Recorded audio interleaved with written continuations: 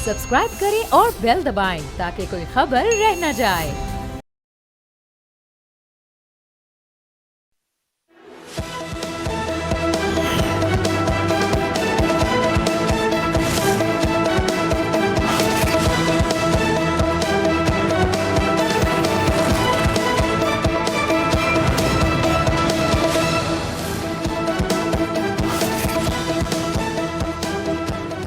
Programme में खुशामदीद। मैं हूँ अब्सा कोमल। आज मुल्क भर में यौम तकबीर मनाया गया और पाकिस्तान को नाकाबिल तस्खीर बनाने पर उस वक्त के वज़ीर आज़म नवाज शरीफ समेत उन तमाम लोगों को सलाम पेश किया गया जिन्होंने तमाम तर आलमी दबाव के बावजूद एटमी धमाके करके पाकिस्तान को उन चंद ममालिक की कतार में खड़ा किया जिन्हें एटमी ताकत होने की वजह से नाकाबिल तस्खीर समझा जाता है।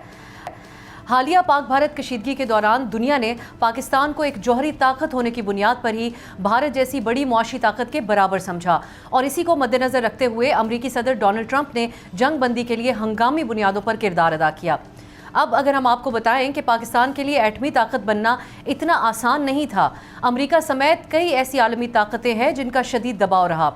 अगर हम 1976 में उस वक्त के वज़ीर आज़म जुल्फ़िकार अली भुट्टो और अमरीकी secretary of state Henry Kissinger के दरमियान होने वाली सिर्फ इस एक गुफ्तगू का जायज़ा लें तो हेनरी किसिंजर, जिसके अंदर पाकिस्तान को न्यूक्लियर प्लांट की ख़रीदारी से रोकने के लिए इन अल्फाज में धमकी दे रहे थे कि हुकूमतों को मुसलसल अपनी पॉलिसीज़ पर नज़रसानी करनी चाहिए। उन्होंने साथ ये भी कहा कि अपने आप को रीप्रोसेस करना चाहिए और फिर फैसला करना चाहिए कि क्या वो मुल्क इस काबिल भी है।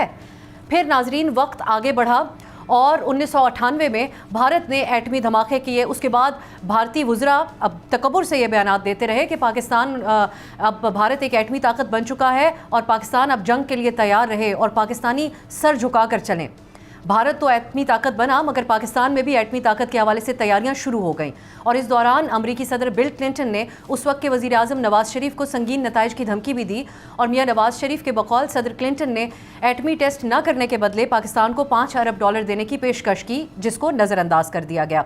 और उसके बाद पाकिस्तान ने एटमी धमाके करके अमरीकी दबाव और भारतीय इन धमकियों का जवाब दिया और ये साबित किया कि पाकिस्तानी न सिर्फ ये धमाका करने के पाकिस्तान बतौर कौम काबिल है बल्कि पाकिस्तानी कभी भी भारत या किसी भी दूसरे दुनिया के मुल्क के सामने सर नहीं झुकाएंगे। तारीख़ ने पाकिस्तान का ये फ़ैसला आज ऐसा बज़ाहिर नज़र आता है कि बिल्कुल दुरुस्त साबित किया। अगर हम आज के हालात की बात करें तो यूक्रेन की सूरत हाल को देखना बहुत ज़रूरी है, जिसने अमेरिका, बरतानिया, चीन और रूस की जानिब से दिफा की ज़मानत देने पर अपना एटमी प्रोग्राम तर्क किया और आज वही यूक्रेन है जो कि शदीद जंग का शिकार है। रूस के ख़िलाफ़ अपने दिफा के लिए अमेरिका और यूरोप की तरफ देख रहा है और दूसरी तरफ अमेरिकी सदर वाइट हाउस में बुलाकर यूक्रेनी सदर की जिस अंदाज में उनके साथ पेश आते हैं वो भी सारी दुनिया ने देखा। एटमी ताकत बनना बिलाशुबा पाकिस्तान की एक बहुत बड़ी कामयाबी है, मगर हमारे मुल्क का एक अलमिया ये भी है कि हम अपने मोहसिनों को कई बार भुला देते हैं या उनका जिक्र नहीं करते। के दिन में एक मिसाल सामने आई, अखबारात में दिया गया हुकूमती इश्तिहार, इसमें मोहसिन पाकिस्तान डॉक्टर अब्दुल कदीर खान की तस्वीर शामिल नहीं की गई। उनकी बेटी को आज ये गिला भी करना पड़ा कि डॉक्टर अब्दुल कदीर खान को उस तरह से पाकिस्तान में खराज तहसीन नहीं पेश किया जाता जो उनका हक है। इन तमाम मामलात पे आज हमने एक ऐसी शख्सियत को दावत दी है जिन्होंने न सिर्फ एटमी धमाके से जुड़े जो मामलात थे उस वक्त उनको करीब से देखा बल्कि सिफारतकारी के महाज पे उस वक्त अहम तरीन किरदार भी अदा किया। हमारे साथ मौजूद हैं साबिक सेक्रेटरी खारजा शमशाद अहमद खान साहब। शमशाद साहब, बहुत बहुत शुक्रिया आपके कीमती वक्त के लिए। आगाज़ हम करेंगे, जैसा कि आज पाकिस्तान में यौम तकबीर मनाया जा रहा है, इस बार जज्बात काफ़ी मुख्तलिफ है हालिया पाक भारत कशीदगी के तनाजुर में और हमें मज़ीद लोगों के अंदर एक्नॉलेजमेंट नज़र आ रही है पाकिस्तान की एटमी ताकत होने के हवाले से। लेकिन आपको कुछ माजी में मैं ले जाना चाहूँगी। आगाज़ में बेतहाशा पाकिस्तान के ऊपर उस वक्त दबाव था हर तरह से, लेकिन पाकिस्तान ने उसको नज़रअंदाज किया। लेकिन आप जब सिफारती महाज के ऊपर एक्टिव थे, मुख्तलिफ ममालिक के उस वक्त दौरे कर रहे थे जब पाकिस्तान एटमी टेस्ट करने जा रहा था, तो किस किस्म के प्रेशर्स का सामना था पाकिस्तान को?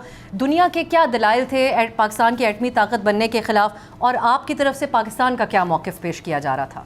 जी, पहले तो मैं ये बात कहूँगा कि इंडिया तो शुरू से जब से आज़ाद हुआ था उनका जो न्यूक्लियर प्रोग्राम था वो वेपन ओरिएंटेड था, अगरचे दुनिया को उन्होंने कभी नहीं बताया। और इसके साथ ही फिर उन्होंने 1974 में अपना पहला धमाका किया था पोखरा में, और जिसको मगरब की दुनिया ने बजाय कंडेम करने के उसको स्माइलिंग बुद्धा का टाइटल दिया था, यानी उसकी सताइश की गई थी। तो उसके बाद फिर इस दौरान भुट्टो जब इक़्तिदार में आए थे तो उन्होंने 1972 में 72 में मुल्तान में पहली मीटिंग उन्होंने बुलाई थी साइंसदानों की, पाकिस्तानी साइंसदानों की, और उनसे ये पूछा था कि क्या आप लोग न्यूक्लियर वेपन बना सकते हैं। तो उन सब ने कहा था एक आवाज़ के साथ कि बिल्कुल बना सकते हैं।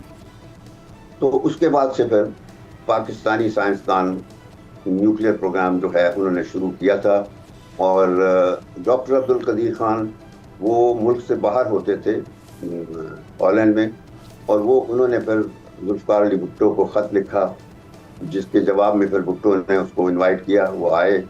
और क्योंकि हम पर बहुत पाबंदियां थी, बड़े प्रेशर से, जो नॉर्मल तरीका होता है न्यूक्लियराइजेशन का, वो हम उन पाबंदियों की वजह से उस तरीके से नहीं आगे बढ़ सकते थे, क्योंकि हमारा जो रीप्रोसेसिंग प्लांट था फ्रांस के साथ अर्ली 70s में, मैं उन दिनों वहाँ सब कर रहा था, और मेरा बड़ा क्लोज ताल्लुक था हमारे जो एटमी साइंसदान होते थे उनके साथ। तो बदकिस्मती से वो फिर अमेरिका ने प्रेशर डालकर, जिसका तरह आपने जिक्र किया 76 की बात की, तो वो रीप्रोसेसिंग प्लांट जो था वो ख़त्म करवा दिया गया था। बाकी फिर 98 की बात जो है, उस वक्त भी यही था कि प्रेशर था बहुत, और सारी दुनिया की तरफ से नहीं था। सारी दुनिया बहुत हैरत से देख रही थी जब इंडिया ने 3 धमाके किए 11 मई 1998 को। हमारे लिए सिर्फ एक ही चैलेंज था कि हमने उसका जवाब देना है। बदकिस्मती ये है कि मैं अब आपको अपने ज़ाती तजुर्बात से शेयर कर रहा हूँ कि उस वक्त जो हमारे सियासतदान थे, 90% जो थे काबीना के मेंबर, वो न्यूक्लियर टेस्ट यानी इंडिया के न्यूक्लियर टेस्ट का जवाब देने नहीं चाहते थे। वो चाहते थे, उनका एक ही नवाज शरीफ को मशवरा था कि अगर आपने किया तो हम मर जाएंगे। यानी अमेरिका का इतना खौफ था, और प्राइम मिनिस्टर नवाज शरीफ भी बहुत खौफजदा थे, लेकिन फॉरेन ऑफिस ने उनको पकड़ के रखा और उनको बताया कि अगर आपने अब नाउ और नेवर वाला सवाल है, टेस्ट ना किए तो हम हमेशा के लिए गुलाम रहेंगे। तो बेहतर ये होगा कि आप ये न्यूक्लियर टेस्ट कर दें तो आपका नाम तारीख में आएगा। ये बात उनको समझ आ गई, तो वो जाहिर है कि उन्होंने फिर वो फैसला किया। लेकिन एक चीज़ सोचने वाली ये है कि जिस किसी ने भी 98 में फैसला किया था न्यूक्लियर टेस्ट का, वो हमारी न्यूक्लियराइजेशन का फैसला नहीं था। न्यूक्लियराइजेशन तो हमारी बहुत पहले हो चुकी थी, यानी हमारा भी न्यूक्लियर प्रोग्राम बहुत अरसे से चल रहा था अंडर डिफरेंट टेबल्स। ऑल्दो हमारी तरफ से बाकायदा आलमी सतह पर जब नॉन प्रोलिफरेशन ट्रीटी की नेगोशिएशंस हो रही थी 1968 में, तो हम लोग चाहते थे कि नॉन प्रोलिफरेशन ट्रीटी कामयाब हो। हम साइन करना चाहते थे, मगर इंडिया नहीं चाहता था। तो हमने ये ऐड कर दिया था कि अगर इंडिया साइन नहीं करेगा तो हम भी साइन नहीं करेंगे। तो उस पर हम कायम रहे। तो हमने बल्कि एक बाकायदा 5 या 6 इक़दाम का एक प्रोग्राम, एक फ्रेमवर्क दुनिया के सामने रखा था कि साउथ एशिया को न्यूक्लियर फ्री रखा जाए, और उसके लिए ये इक़दाम ज़रूरी हैं। मगर दुनिया ने कोई ध्यान हमारी इन तजावीज़ पर नहीं दिया। तो नतीजा यही हुआ कि फिर जब 98 में जब इंडिया ने धमाके किए, तो हमारे पास कोई और जवाब नहीं था कि उसका जवाब ना दे, और वो जवाब दिया। नवाज शरीफ को क्रेडिट जाता है, लेकिन उसका मतलब ये नहीं कि उन्होंने हमारे मुल्क को न्यूक्लियर वेपन ओरिएंटेड बनाया। वो तो साइंसदानों को क्रेडिट जाता है जिन्होंने मुल्क को वो न्यूक्लियर कैपेबिलिटी दी। उसका क्रेडिट सिर्फ साइंसदानों को जाता है, बिलखसूस डॉक्टर अब्दुल कदीर खान, जिनके बारे में अमेरिका के CIA के मशहूर डायरेक्टर जॉर्ज टेनेट ने ये कहा था कि ये डॉक्टर A.Q. खान एक मोजा उसने किया है जो पाकिस्तान के जो न्यूक्लियर टेस्ट किए हैं और न्यूक्लियराइजेशन जो की है, कि ये सिंगल हैंडेडली पाकिस्तान को न्यूक्लियर वेपन कैपेबिलिटी दे दी है। क्योंकि ये वो तीसरा रास्ता था जो बुनियादी तौर पर उन 2 रास्तों से अलग था, जिस रास्ते के जरिए से मगरबी ताकतों ने न्यूक्लियर कैपेबिलिटी हासिल की थी, या इंडिया ने शमशाद साहब, मैं आपकी बात को इंटरप्ट तो नहीं करना चाहती, आप कॉन्टेक्स्ट में रख रहे हैं चीज़ों को अपने तजुर्बे और तज्जिए की बुनियाद पर, लेकिन इस मौके पर जब ये पाकिस्तान एटमी धमाके टेस्ट कर रहा था, जो सिफारतकारी हो रही थी, मैं वो ज़रूर आपसे जानना चाहती हूँ, क्योंकि उसके हवाले से आप ही हमें बेहतर अंदाज में बता सकते हैं। अमेरिका तो मुखालफत कर रहा था, चीन का क्या मौक़िफ़ था इस हवाले से, और फिर क्या पाकिस्तान को यूक्रेन की मिसालें दी जा रही थीं जिसने अपना जो एटमी प्रोग्राम है उसको तर्क कर दिया था, अमेरिका और दीगर ममालिक जिसमें चीन भी शामिल था उनके कहने पर? नहीं, देखिए, यूक्रेन का मसला उस वक्त नहीं आया था सामने। तो जब न्यूक्लियर टेस्ट इंडिया ने किए, उसके बाद एक्चुअली वो 11 मई 1998 को नवाज शरीफ अलमाती में थे, कजाकिस्तान का दारुल खुलाफा। तो मैं उनके साथ था, और उनके साथ चौधरी निसार अली खान थे, मुशाहिद हुसैन थे, और सदीक कांजू थे, मुझे याद है, ये तीनों ही थे। तो वहाँ पे मुझे फॉरेन ऑफिस से मेरे जो कंसर्न ऑफिसर थे उसने फ़ोन किया और मुझे बताया कि इंडिया ने 3 धमाके कर दिए। तो मैं दौड़ा नवाज शरीफ साहब के कमरे में गया, प्राइम मिनिस्टर के कमरे में, उनको जाकर बताया। अब मैं सिर्फ आपको वो सिफारती इक़दाम बता रहा हूँ जिनका फिर हमें करना पड़ा। तो वो फिर मैंने जाके उनको बताया, तो उन्होंने पूछा कि हमें क्या करना है। तो मैंने कहा जी कि अब ज़ाहिर है कि हम जवाब देंगे, और हमारी फ़ौज ने हर चीज़ तैयारी मुकम्मल कर रखी है, तो आप मुझे इजाज़त दें कि मैं अभी जनरल करामत को फ़ोन करूँगा और उनको आपकी तरफ से ये पैगाम दूँगा कि वो अब तैयारी कर लें पूरी न्यूक्लियर टेस्ट करने की। तो मैं ये कह के गया अपने कमरे से, मैंने उनको फ़ोन किया। वो उस वक्त कहीं किसी मुल्क यूएई की रिसेप्शन पे थे, शाम के वक्त। तो मैंने उनको कहा, क्योंकि लोग थे ज़्यादा तो बात नहीं हो सकती, मैंने सिर्फ उनको कहा कि हम अब कल सुबह वापस आ रहे हैं। हमने आना था 13 तारीख को वापस, मगर मैंने कहा कि हम कल सुबह आ रहे हैं, तो आप तैयारी मुकम्मल कर लें। बस ये एक तरीके से, क्रिप्टिक तरीके से मैंने उनको मैसेज दे दिया। उसके बाद फिर अगली सुबह हम लोग वापस आ गए 12 तारीख, और मैंने उसी शाम को नवाज शरीफ साहब के जो टेलीफोन थे वो बंद करवा दिए थे, कि मुझे डर था कि प्रेसिडेंट क्लिंटन या किसी और आलमी लीडर का पैगाम आ सकता है, टेलीफोन आ सकता है, तो मैं नहीं चाहता था प्रेशर किसी में। मैंने वो उनका टेलीफोन बंद करवा दिए थे, और नवाज शरीफ को कह के जो उनके साथी खास बिलखसूस मुशाहिद हुसैन, उनको कहलवा दिया था कि वो इस पे कोई लफ्ज़ नहीं बोलेंगे, मैं सिर्फ तर्जुमानी करूंगा जिस वक्त हम बाहर निकलेंगे होटल से, क्योंकि वहाँ इंटरनेशनल मीडिया बहुत इकट्ठा हुआ था उस समिट कॉन्फ्रेंस के लिए जिसके लिए हम वहाँ गए थे। इको की समिट थी, इकोनॉमिक कोऑपरेशन ऑर्गेनाइजेशन, जिसका मैं सेक्रेटरी जनरल रह चुका था 92 से 96 तक। तो वो उसकी समिट हो रही थी, तो मुझे यकीन था कि बहुत मीडिया, और वही हुआ जब हम सुबह निकले तो बहुत मीडिया इकट्ठा था, आलमी मीडिया, और उन्होंने सबने पाकिस्तान का रिएक्शन पूछा। तो मैंने सबको यही कहा कि हम जल्दी में नहीं हैं, अभी हम जाएंगे, घर जा रहे हैं, सोच विचार के बाद हम अपना जो भी फैसला हमारे मफाद में होगा वो करेंगे। बस हमारी बात में मैंने नवाज शरीफ को कह दिया था कि आपने भी किसी से ये नहीं कहना कि हम न्यूक्लियर टेस्ट करने जा रहे हैं या नहीं करेंगे, सिर्फ एक इब्हाम रखना है, ये हमारा डिप्लोमेसी का रास्ता होता है। तो अगली सुबह बस ये जवाब देने के बाद हम वापस आ गए। तो वापस आए तो पहली चीज़ जो मैंने देखा कि मुझे पैगाम आया वो मेरे जो स्टेट डिपार्टमेंट से, मुझसे मेरा काउंटर पार्ट तो स्टोप एल्बर्ट था, मगर ये नंबर 2 था, पिकरिंग, थॉमस पिकरिंग, उसका मैसेज आया हुआ था जिसमें उसने कहा था कि इंडिया ने बहुत गंदा काम किया है, तुम अब गंदा काम ना करना, ये मुझे मैसेज था। तो मैंने खैर वो देख लिया, नवाज शरीफ को बता दिया, प्राइम मिनिस्टर को। लेकिन अगले ही दिन हमारी डीसीसी की मीटिंग होनी थी, इतने में मुझे खबर आ गई कि अमेरिका का एक वफद ऑलरेडी जहाज़ में बैठ चुका है टेम्पा में, और वो जहाज़ था उसका जनरल जीनी का जो सेंटकॉम का कमांडर था, बस वो पाकिस्तान चले जा रहे हैं। तो मैंने उनको उसी वक्त अपने सफ़ीर के ज़रिए से रुकवा दिया कि अभी ना आप चलें जब तक हम हाँ ना करें।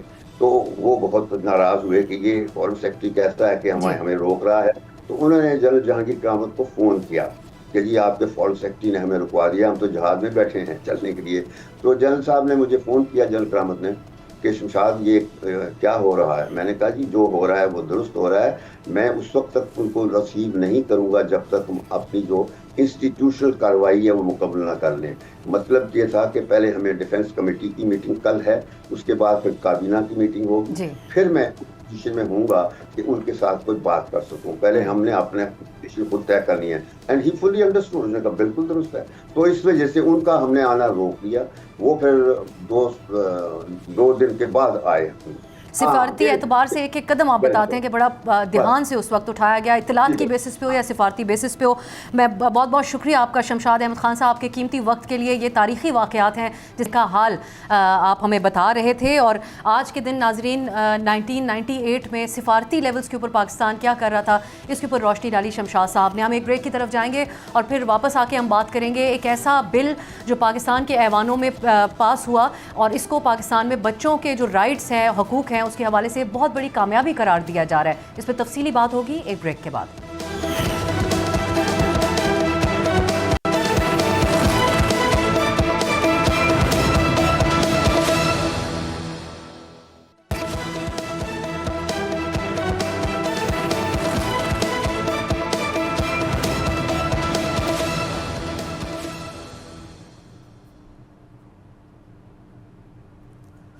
بریک کے بعد خوش آمدید. کچھ دن قبل پاکستان کی پارلیمنٹ نے اسلام آباد میں بچوں کی کم عمری میں ہونے والی شادیوں کو روکنے سے متعلق قانون سازی کی. پیپلز پارٹی کی رہنما شرمیلا فاروقی نے قومی اسمبلی میں ایک تفصیلی اور مفصل بل پیش کیا جسے ایوان نے اکثریت کے ساتھ منظور کر لیا. مگر اسلامی نظریاتی کونسل کی طرف سے اس بل کو غیر اسلامی قرار دے کر اعلامیہ جاری کیا گیا جس میں کہا گیا کہ شادی کے لیے عمر کی حد مقرر کرنا شرعی اصولوں کے خلاف ہے. اگر اس بل کے ہم اہم نکات کی بات کریں, یہ بل جس کو بچوں کے حقوق کے لیے پاکستان کی پارلیمان کی ایک بڑی کامیابی قرار دیا جا رہا ہے, اس کے اہم نکات آپ کے سامنے رکھتے ہیں. بل کے مطابق بچے یعنی مائنر کی تعریف 18 سال سے کم عمر لڑکا یا لڑکی ہے. نکاح خواں کوئی ایسا نکاح نہیں پڑھائے گا جہاں ایک یا دونوں فریق 18 سال سے کم عمر ہوں. نکاح خواں یقینی بنائے گا کہ دونوں فریقین کے پاس نادرہ کا شناختی کارڈ موجود ہے جس پہ ان کی تاریخ پیدائش درج ہے. خلاف ورزی کرنے پر نکاح خواں کو 1 سال تک قید اور 1 لاکھ روپے جرمانہ ہو سکتا ہے. 18 سے بڑی عمر کا مرد اگر بچی سے شادی کرتا ہے تو اسے 3 سال تک قید بامشقت ہوگی. جو شخص کسی کم عمر دلہن یا دلہے کو ایسا کرنے پر مجبور کرے اسے 7 سال تک قید اور 10 لاکھ روپے تک کا جرمانہ ہوگا. اگر کوئی شخص بچے کی شادی کے ارادے سے ٹریفکنگ کرے تو اسے 7 سال تک قید اور جرمانہ ہوگا. جو شخص کم عمر بچے کی شادی میں معاونت کرے اسے 3 سال تک قید اور جرمانہ ہوگا. اگر والدین یا سرپرست بچے کی کم عمری میں شادی کرے یا اسے روکنے میں ناکام رہے تو اسے 3 سال تک قید بامشقت اور جرمانہ ہوگا. اگر عدالت کو علم ہو کہ کم عمر بچوں کی شادی کی جا رہی ہے تو وہ ایسی شادی روکنے کے لیے حکم جاری کرے گی. اگر عدالت کو اطلاع دینے والا فریق اپنی شناخت چھپانا چاہتا ہے تو عدالت اسے تحفظ دے گی. کم عمر بچوں کی شادی کرانے کا جرم ناقابل ضمانت ہوگا. ناظرین, جب یہ بل سینٹ میں پیش کیا گیا تو اس پر ایک سیر حاصل بحث ہوئی. سینٹ میں بل پیش کرنے والی سینیٹر شہری رحمان نے یہ موقف سامنے رکھا کہ اس بل کا تعلق مذہب سے نہیں بلکہ بچوں کی صحت اور کم عمری کی شادی کے بعد پیدا ہونے والی پیچیدگیوں سے ہے. اس موقع پہ سینیٹر نسیمہ احسان نے اپنا ذاتی تجربہ بھی شیئر کیا اور بتایا کہ ان کی اپنی شادی بھی 13 سال کی عمر میں ہوئی تھی اور اس وقت وہ 7ویں جماعت میں پڑھتی تھیں. اور ساتھ ہی انہوں نے کہا کہ آج کل 9 سے 10 سال کی عمر میں بچی بالغ ہو رہی ہے تو کیا ہم اس عمر میں بچیوں کی شادی کر دیں. سینیٹر خلیل طاہر سندھو نے بھی اس بل کی حمایت میں بات کی اور سوال اٹھایا کہ پاکستان کے علاوہ کوئی ایک ایسا اسلامی ملک بتا دیں جہاں پر شادی کی عمر کی حد 18 سال نہ ہو. آپ کو سنواتے ہیں کہ سینیٹرز نے اس بل کی حمایت میں کیا گفتگو کی. یہ چائلڈ میرج ریسٹرینٹ بل ہے, یعنی کہ کم عمری میں جو لڑکیوں کی زبردستی شادیاں کر دی جاتی ہیں, بچیوں کے خلاف جو مظالم ہوتے ہیں, بلوغت سے پہلے ان کی زبردستی شادیاں کی جاتی ہیں, اس کے خلاف ہے. I'm sorry, مذہب کا معاملہ کہہ کے آپ ویٹو نہیں کر سکتے. سوائے پاکستان کے کوئی ایک ملک یہ اسلامی بتا دیں جہاں پہ بچی کی عمر کی شادی کی جو عمر ہے 18 سال سے کم ہو. کوئی ایک ملک بتا دیں. ایون ایجپٹ میں 21 سال ہے لڑکی کی عمر سر. بچیاں جن کی چھوٹی عمر میں شادی ہوتی ہے ان کو ایک پراپرٹی کی طرح ادھر سے ادھر بیچ دیا جاتا ہے. میری اپنی شادی جناب والا 13 سال کی عمر میں ہوئی ہے. میں نے وہاں اپنے گاؤں اپنے علاقے کی بچیوں کو دیکھا ہے جناب, ان کی امواتیں جو ہوئی ہیں زچگی کے دوران وہ 13 اور 14 15 سال کی عمر میں ہوئی ہیں. آپ یہ گفتگو سن رہے تھے. اب اس کی سب سے زیادہ مخالفت JUIF کی طرف سے ہو رہی ہے. ان کی طرف سے یہ اعلان کیا گیا کہ اگر اسلامی نظریاتی کونسل کے بغیر اس بل کو قانون بنایا گیا تو اس کی سخت مزاحمت کی جائے گی. اس کے علاوہ ایک کافی نسبتاً پروگریسو جماعت سمجھے جانے والی جماعت ANP عوامی نیشنل پارٹی نے بھی اس بل کی مخالفت کی. سینیٹر ایمل ولی خان نے اس بل پر یہ موقف اختیار کیا کہ جس کی شادی ہو رہی ہے اس کی عمر کا معاملہ ضروری نہیں, بس صرف رضامندی ہونی چاہیے. سنیے. ہمارا یہ اسلامی نظریاتی کونسل اسی مقصد کے لیے بنا ہوا ہے. اس کے بغیر اگر یہ پاس ہو جاتے ہیں تو ہم سخت مزاحمت بھی کریں گے اور ہم اس کو برداشت نہیں کرتے ہیں. جس کی شادی ہو رہی ہے اس کی رضامندی ضروری ہے, عمر نہیں, رضامندی ضروری ہے.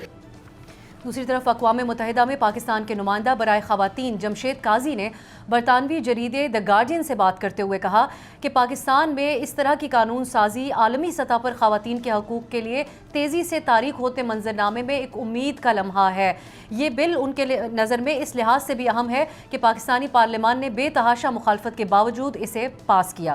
ناظرین, آج کے پروگرام میں ہم اس موضوع پر تفصیلی طور پہ گفتگو کریں گے, جس کے لیے پہلے ہمیں جوائن کیا ہے chairperson national commission for right of the child Ayesha Raza Farooq صاحبہ نے, اور ان سے ہم بات کریں گے کہ اس کی کیا اہمیت ہے. بہت بہت شکریہ عائشہ صاحبہ آپ کے قیمتی وقت کے لیے. پہلے میں آپ سے یہ جاننا چاہوں گی کہ بہت زیادہ شدید مخالفت کے باوجود دونوں ایوانوں نے اس بل کو تو پاس کر لیا ہے, اور بہت سالوں سے کوشش کی جا رہی تھی اس کو قانون بنانے کی. 10 سال پہلے سندھ میں یہ لاگو ہے کہ جہاں 18 سال سے کم عمر بچوں کی شادی نہیں ہو سکتی. آپ کی نظر میں کیا دیگر صوبوں کو بھی اس کو مثال کے طور پہ اب قائم آگے فالو کرنے کی ضرورت ہے, اور اٹ سیلف کیا اہمیت ہے اس قانون کی؟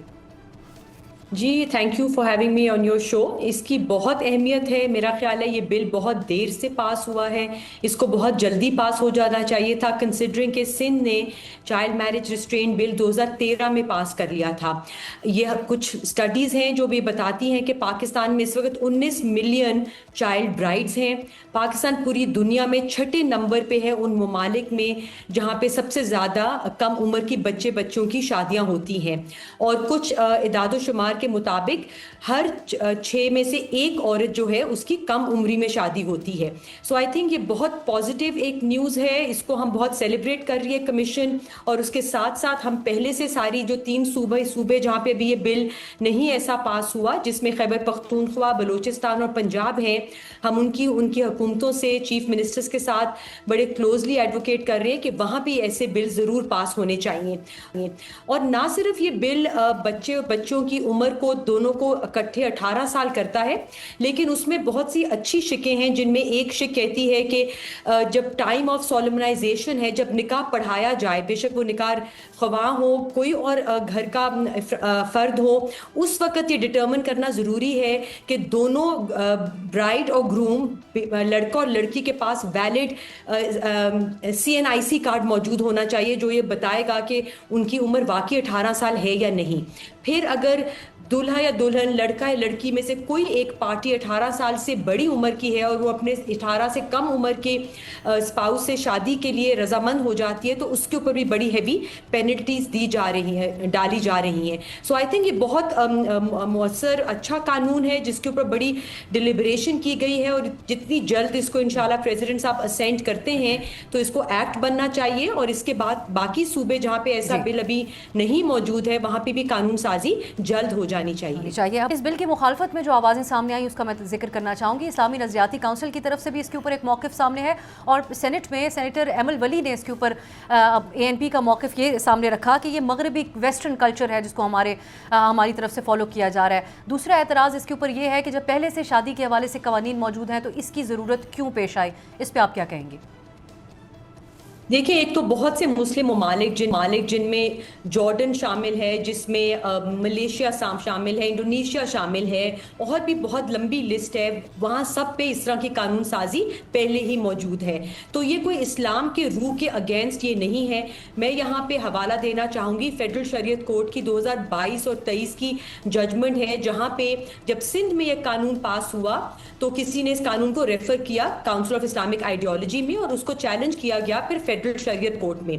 और उस कोर्ट की ये रूलिंग है कि एक स्टेट के लिए डिटर्मिन करना कि बच्चों की मिनिमम एज शादी की क्या होनी चाहिए, कतन इस्लाम की रूह के इस्लामिक इंजंक्शंस के खिलाफ नहीं है। और उस जजमेंट में दो किस्म की उम्रों का जिक्र या मेचोरिटी का जिक्र किया गया। एक बलूगत की बात की गई which is a physical maturity, और फिर एक रुश्द की बात की जो कि एक बच्ची की इमोशनल और जहनी मेचोरिटी की बात है। और यहाँ पे कहा गया वेरी क्लियरली कि दोनों को मद्देनजर रखना ज़रूरी है। जब 18 साल की डिटर्मिनेशन एक स्टेट करती है एज मिनिमम एज बच्चों की, ताकि उनकी सेहत, उनकी जिस्मानी सेहत, उनकी जहनी सेहत के ऊपर पूरी तरह से तवज्जो दी जा सके। मैं चाहूँगी कि आप मज़ीद बात करें। आप चेयरपर्सन है नेशनल कमीशन की जो बच्चों के राइट्स के हवाले से काम करता है। आपके पास बहुत सारे केसेस आते होंगे, मैं चाहूँगी इस पे आप रोशनी डालें। एक तो उम्र के साथ हम जोड़ कर देखते हैं इमोशनल मेंटल मैच्योरिटी को, तो ये तो एक तो जहनी नापुख्तगी के एतबार से इसको डिबेट किया जाता है, लेकिन इसके अलावा जो बच्चे हैं, बिलखुसूस बच्चियाँ, उनके जिस्मानी सेहत के हवाले से इसके क्या असरात होते हैं और किन मुश्किलात का उनको सामना करना पड़ता है? As chairperson National Commission on the Rights of Child Marriage जो है, कम उम्री की शादी हमारे एक बहुत बड़े इश्यूज में है। उसकी बहुत सी वजूहात हैं, जैसे आपने फरमाया, ये बहुत सी स्टडीज़ अब इसके ऊपर आ गई हैं, डॉक्यूमेंटेड है कि जब एक बच्चे या बच्ची की, और हमारे मुल्क में ख़ास तौर पे बच्चों की जब कम उम्री में शादी होती है तो उसके long term effects, negative effects होते हैं उसकी जहनी सेहत पे, उसकी फ़िज़िकल सेहत के ऊपर। उसमें जो बच्चों की जो कम उम्री में जब शादी कर दी जाती है तो जो घरेलू तशद्दुद के वाक़यात जो हैं वो ज़्यादा सामना इसी कम उम्री की शादी में यंग ब्राइड्स को करना पड़ता है। फिर जब कम उम्री में वो ज़चगी की हालत में आती हैं तो डेटा बताता है कि पाकिस्तान उन 4 ममालिक में शामिल है जहाँ पे सबसे ज़्यादा ज़चगी में अमवात का रेट ज़्यादा है। और एक वजह उसमें ये भी है फैक्टर कि कम उम्री में जब बच्चों को शादी करा दी जाती है और वो कम उम्री में माँ बनती हैं तो इन्फेंट मोर्टेलिटी, मैटरनल मोर्टेलिटी का रेट बहुत इसमें ज़्यादा है। तो फिस्टुला की प्रॉब्लम्स हैं, सर्वाइकल कैंसर की प्रॉब्लम्स हैं। तो जो हमारे लोग इसकी मुखालफत कर रहे हैं, हम कमीशन ने एक रिलीजियस वर्किंग ग्रुप बनाया हुआ है, उसमें जो काउंसिल ऑफ इस्लामिक आइडियोलॉजी के नए सरबराह आए हुए हैं डॉक्टर नईमी, उनको भी हमने कुछ दिन पहले इन्वाइट किया था। उससे पहले भी हमारे तमाम स्कूल्स ऑफ थॉट के representatives, Islamic schools of thought के उसके मेंबर्स हैं, और हमारे साथ बैठ के जब हम ये इदाद व शुमार उनके सामने रखते हैं तो वो इस बात को मानते हैं कि कम उम्री की शादी में बच्चे और बच्चियों के जो जहनी फिजिकल सेहत के जो मसाइल हैं, जो ज़चगी के मसाइल हैं, आउट ऑफ स्कूल्स आप देखें कि एक बड़ी वजह बनती है जब बच्चों को स्कूलों से उठा दिया जाता है। ड्रॉप आउट रेट इसलिए ज़्यादा है कि उनको स्कूलों से उठा के उनकी शादी कर दी जाती है। तो खुदारा एज ए स्टेट उनकी जिम्मेदारी बनती है कि अपने बच्चे बच्चियाँ जो इस वक्त 40% आपकी आबादी 18 साल से कम है, कि हम उनके लिए ऐसी कानून साजी करें जहां पे हम उनको अच्छी सेहत, अच्छी तालीम, अच्छी परवरिश कर सके। हमारी कॉन्स्टिट्यूशन जो है वो भी इस चीज़ में हमें पाबंद करता है। और मेरे ख्याल में इस्लाम की रूह से जब हम वालिदैन की भी बात करें, इस्लाम ने भी हमें अशरफुल मखलूकात का हमें दर्जा दिया है कि हम समझ के ये सोचें, बच्चे जब पैदा करें उनकी नशोनुमा, उनकी परवरिश ऐसी करें कि वो अच्छे और सेहतमंद उनको हम फ्यूचर दे सकें। सो कतई तौर पे जब आप उनकी कम उम्र में शादी करते हैं तो आप ऐसा नहीं कर रहे हैं। और यहाँ पे तो फेडरल शरीयत कोर्ट ने इस बात का कह दिया है वेरी क्लियरली 2022 और 23 की जजमेंट में कि ये बिल्कुल इस्लाम की रूह के ख़िलाफ़ नहीं है। तमाम मुस्लिम ममालिक हमारे ख़ित्ते में इर्द गिर्द के जो हैं जिन्होंने इसी तरह की कानून साजी की हुई है, तो जो लोग इसकी मुखालफत कर रहे हैं मैं उनको कहूँगी कि इसके ऊपर प्लीज़ नज़र सानी करें। ये हमारे बच्चों के मुस्तकबिल का सवाल है और ये बिल्कुल بالکل اسلام کی روح کے اگینسٹ نہیں ہے. جی علامہ نعیمی صاحب کی جو آپ بات کر رہی ہیں وہ کچھ دیر میں ہمارے ساتھ تو موجود ہوں گے, ان کا موقف ہم ضرور اس کے اوپر جانیں گے, لیکن عائشہ صاحبہ آخر میں جو رد عمل اسلامک نظریاتی کونسل کا آیا ہے اس میں ایک اور چیز کا تذکرہ کیا گیا کہ تھیلیسیمیا کے ٹیسٹ کو کیوں لازمی قرار دیا گیا ہے. غالباً ایک اور جو سیپریٹ بل ہے اس کا یہاں پر حوالہ دیا جا رہا ہے, لیکن آپ اس پہ بھی روشنی ڈالیے کہ نکاح کے وقت یا اس سے پہلے تھیلیسیمیا کے ٹیسٹ کروانا کیوں اہم ہے. دیکھیں تھیلیسیمیا کا جو قانون ہے وہ ایک علیحدہ قانون ہے, اور پنجاب میں بھی اس کے اوپر ڈیبیٹ ہو گئی ہے, اور آئی تھنک پنجاب حکومت بھی تیار ہے اس کو لانچ کرنے کا. جو لوگ جانتے ہیں تھیلیسیمیا کتنی بری بیماری ہے, اس کا کوئی کیور نہیں ہے, یہ ایک جینیٹک بلڈ ڈس آرڈر ہے, اور جو کہ خصوصی طور پہ جب فیملیز میں یا کزنس کی شادیاں زیادہ ہوتی ہیں, جو ہم نے اپنے ملک میں اس خطے میں جس کا رواج زیادہ ہے, تو وہاں پہ یہ ڈیزیز جو ہے یہ ایک فیملی سے پھر آگے یہ چلتی رہتی ہے, پرپیچویٹ کرتی ہے. اور اس کے علاج میں یہی ہوتا ہے کہ مستقل طور پہ ایسے بچے جو کہ یہ کیریئرز ہوتے ہیں اس ڈیزیز کے, ان کو ایک پیریوڈک ایک عرصے کے بعد ہمیشہ کے لیے بلڈ جو ہے وہ اس کے لیے ڈس آرڈر کے لیے اپنے پورا بلڈ فیوژن لینی ہوتی ہے, چینج کرنے کے لیے جانا پڑتا ہے. The treatment is expensive, treatment مشکل ہے. تو میرے خیال میں اس کے اوپر قانون سازی اور آگاہی جو ہے وہ بہت ضروری ہے کہ جب آپ شادی کے بندھن میں بندھ رہے ہوں تو یہ اگر ٹیسٹ کرایا جائے تو اس کو پہلے ہی اس کی نشاندہی ہو سکتی ہے. اور یہ بڑا اہم موقع اور مرحلہ ہو سکتا ہے جہاں پہ اس کی جان ہے. بہت بہت شکریہ عائشہ رضا فاروق صاحبہ ہمارے ساتھ تھیں آپ کے قیمتی وقت اور قیمتی رائے کے لیے. ناظرین ایک بریک کی طرف جائیں گے, جب واپس آئیں گے تو ہمارے ساتھ چیئرمین اسلامی نظریاتی کونسل موجود ہوں گے, ان سے ہم جاننے کی کوشش کریں گے کہ اسلامی نظریاتی کونسل کو اس بل کے حوالے سے کیا اعتراضات ہیں. ایک بریک کے بعد.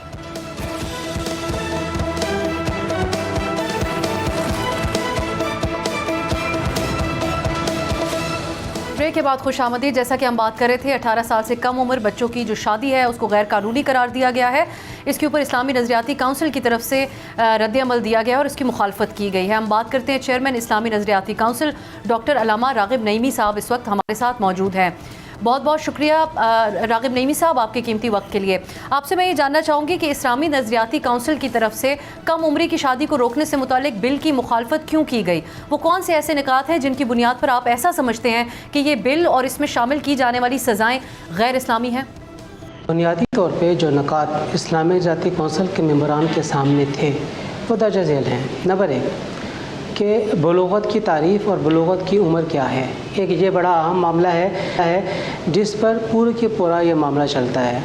شریعت اسلامیہ میں بلوغت کی تعریف وہ نہیں ہے جو کہ ہمارا قانون کرتا ہے اور جس کے تحت 18 سال کی عمر کے بچے یا بچی کو بالغ تصور کیا جاتا ہے یا مائنر تصور کیا جاتا ہے. شریعت اسلامیہ میں بلوغت کا تعلق جسم کے ساتھ ہے, جس کے بعد اسلام کی عبادتوں کا وہ بچہ یا بچی مکلف ہو جاتا ہے اور اس کے اوپر عبادتوں کی ذمہ داری عائد ہو جاتی ہے.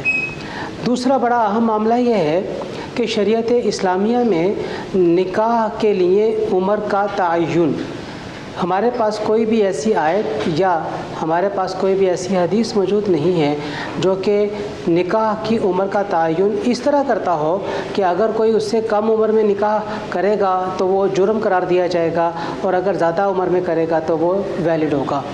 اس اعتبار سے اگر دیکھا جائے تو شریعت اسلامیہ میں نابالغ بچے یا بچی کا بھی نکاح متصور ہے اور اسی طریقے سے جو جسمانی طور پہ بالغ بچہ یا بچی ہے اس کا بھی نکاح متصور ہے. پھر ہم اس قانون میں یہ دیکھتے ہیں کہ ہر آرٹیکل کے اندر سزا کا ذکر موجود ہے. مثال کے طور پہ اگر کوئی بچہ 18 سال سے کم عمر کا ہے یا بچی کم عمر کی ہے, کوئی نکاح خان اس کی شادی کراتا ہے یا نکاح کراتا ہے تو نکاح کرانے کے جرم میں اسے جیل میں جانا پڑے گا, اس کا جرمانہ دینا پڑے گا. ایسے ہی والدین اگر اپنے بچے اور بچیوں کی حفاظت نہیں کر سکے اور وہ گھر سے بھاگ کر 18 سال سے کم عمر میں شادی کر لیتے ہیں تو اس پہ والدین کو سزا دی جائے گی. اگر کوئی والدین کسی بھی سبب سے اپنی بچے یا بچی کی شادی 18 سال سے کم عمر میں کر دیتے ہیں تو والدین کو سزا دی جائے گی, اور اگر کوئی اکساتا ہے شادی کرنے کے اوپر تو اس کو سزا دی جائے گی. اسی طریقے سے اگر کوئی شخص عدالت میں یہ کہتا ہے کہ فلاں گھر میں 18 سال سے کم عمر کے بچے یا بچی کی شادی ہو رہی ہے تو عدالت اس شادی کو رکوانے کا हुक्म इम्तनाई जारी कर सकती है। भले से वो हकीकत में ऐसा ना हो, वहाँ पे शादी वो 18 साल से उम्र के ज़्यादा की हो रही है, लेकिन इस तरीके से शादियाँ रुकवाई जाएंगी, रुकना शुरू हो जाएंगी। अलामा साहब, इसी किस्म की तो सज़ाएं हैं जो दीगर मालिक के अंदर भी लागू हैं। सेनेटर शहरी रहमान ने और इस बिल की जो दीगर हमायत करने वाले सेनेटर्स हैं, उनका मौक़िफ़ इस बारे में ये है कि इस बिल का ताल्लुक मज़हब से नहीं है, बल्कि बच्चों की सेहत और कम उम्री में शादियों के बाद पैदा होने वाली पेचीदगियों से है। वो सवाल उठाते हैं कि इस बिल को मज़हब के साथ क्यों जोड़ा जा रहा है। देखिए, मैंने पूरा बिल पढ़ा है, पूरे बिल में कहीं पर भी बच्चों के ऊपर होने वाले तशद्दुद का जिक्र नहीं है, और ना ही इस बात का जिक्र है कि ससुराल में उनके साथ बहुत नारवा सलूक किया जाता है। इस बिना पे हम ये लाजिम करार दे रहे हैं कि बच्चियों की शादी को 18 साल की उम्र तक ना किया जाए, 18 साल की उम्र के बाद किया जाए। कहीं पर भी पूरे बिल के अंदर, मैंने दूरबीन लगा कर भी देख लूँगा तो मुझे इस किस्म की कोई इबारत नज़र नहीं आएगी। ये सारा का सारा एक फॉल्स सेविंग के तौर पर फेस सेविंग की जा रही है। हकीकत में इन मामलात का ताल्लुक इस तरह नहीं है। देखिए, आप बच्चे और बच्चियों की शादी को रोक रहे हैं, और आप बच्चे और बच्चियों की शादी को रोकने के लिए सबसे पहले उनकी उम्र का तयन 18 साल कर रहे हैं, जब उन्हें बालिग हुए 6 से 7 साल हो चुके होंगे। और फिर ये बात भी ज़हन में हमें रखने की ज़रूरत है कि जब हम ये कहते हैं कि एक चीज़ जिसे शरीयत ने जायज़ करार दिया है उसके ऊपर कानून साजी नहीं होनी चाहिए, तो इसका कतन ये मतलब नहीं होता है कि हम सब मिलकर अपने बच्चे और बच्चियों की शादी 18 साल से कम उम्र में करने एक और एतराज़ भी किया गया इस्लामी नज़रियात की तरफ से, और वो है शादी से कबल थैलेसीमिया का टेस्ट लाजमी करार देने का, जो कि एक अलग कानून है। सो आपकी तरफ से इस तजवीज़ को भी मुस्तरद किया जा रहा है। आपसे जानना चाहूँगी कि क्या लाजमी नहीं होना चाहिए कि इस किस्म का थैलेसीमिया जैसी मरज़ का टेस्ट पहले हो जाए, क्योंकि इसका तो आने वाली जो नस्लें हैं उनकी सेहत से ताल्लुक़ है। ये है कि आज आप कह रहे हैं कि थैलेसीमिया का जो है वो आप निकाह फार्म के अंदर इंदराज कराएं, कल आप कहेंगे जी एड्स का भी इंदराज हो जाना चाहिए, परसों आप कहेंगे जी नहीं जिसको हेपेटाइटिस बी और सी है उसका भी इंदराज होना चाहिए। तो फिर जो मेडिकल लिस्ट बनती है बीमारियों की, उसके लिए फिर आपको निकाह फार्म की बजाय कोई एक अलग से फार्म चाहिए है जिसमें आप अपनी तमाम मेडिकल हिस्ट्री को जिक्र करें, और वो मेडिकल हिस्ट्री वो शेयर होनी चाहिए फिर हर फैमिली हर बंदे की। लेकिन निकाह फार्म के अंदर हम समझते हैं कि ये इख्तियारी है, जो उसको दर्ज करना चाहता है वो उसको दर्ज कर। और ये देखिए, फिर अजीब सी बात है कि आप इसको लाजिम करार दें, और जो निकाह खान थैलेसीमिया की इस रिपोर्ट को दर्ज नहीं करेगा उसे 6 महीने की सज़ा या साल की सज़ा हो जाएगी।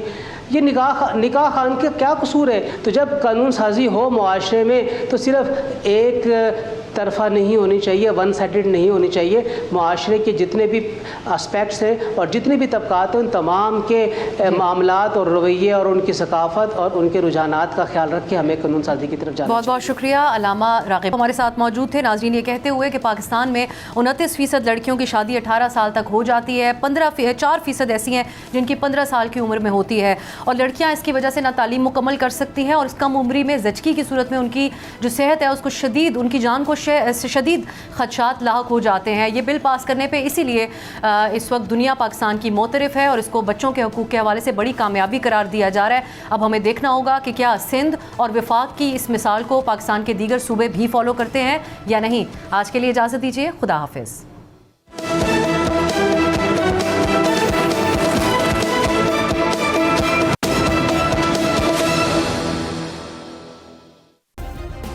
सब्सक्राइब करें और बेल दबाएं ताकि कोई खबर रह न जाए।